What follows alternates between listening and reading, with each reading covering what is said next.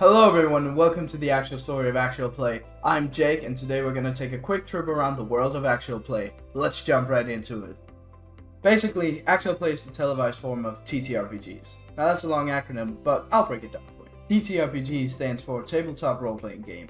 Tabletop like a board game like Monopoly or Risk, and role-playing game like swinging big foam swords out in the woods. There are a lot of different TTRPGs, but to keep it brief, and because it's the one I know most about, we'll stick to Dungeons & Dragons. I'm going in here with the assumption you have some knowledge of the game. If you want a better explanation of D&D, click on the link in the description. Now, I'm going to give you a brief overview of some of the most popular actual plays. I plan on going into more detail in later videos, so stick around.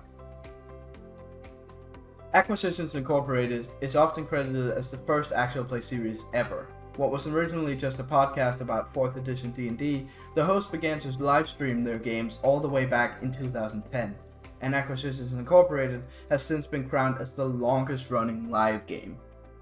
The Adventure Zone is one of the most iconic actual play podcasts. Comprised of the three McElroy brothers and their dad, The Adventure Zone has inspired a large portion of the comedic D&D storytelling we associate with actual plays. Another cool thing about the Adventure Zone is that it has explored other systems like Monster of the Week and the Quiet Year.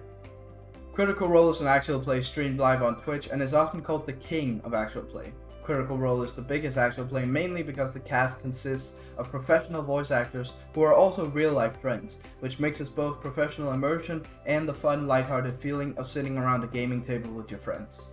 Dimension 20 separates itself from other actual plays by being a recorded show rather than the traditional livestream format that Critical Role made the norm. Because of its more conventional TV style, Dimension 20 is able to include things in its episode that aren't usually present in other actual plays, like custom drawn character art, sound effects, and voice manipulations.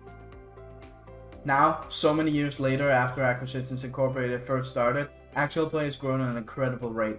What used to just be a pastime for the super nerdy has become a widespread phenomenon for anyone even slightly engaged in tabletop role-playing games.